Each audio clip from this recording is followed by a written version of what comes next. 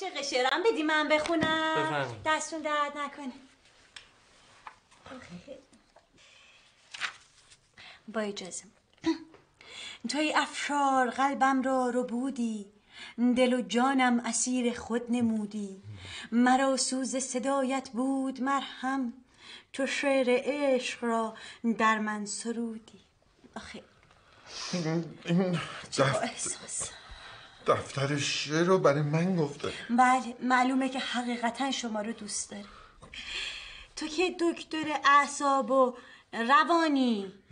نه تو که دکتر اعصاب و روانی. بله تو که دکتر اعصاب و روانی، محبت کن به من تا می توانی. مرا قولی بده عهدت وفا کن، که با من باشی و بی من نمانی. من واقعا تحت تاثیر قرار گرفتم.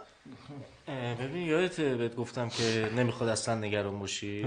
خب فراموشش کن. از این به بعد باید نگران باشی. طرف خیلی دیوونه است.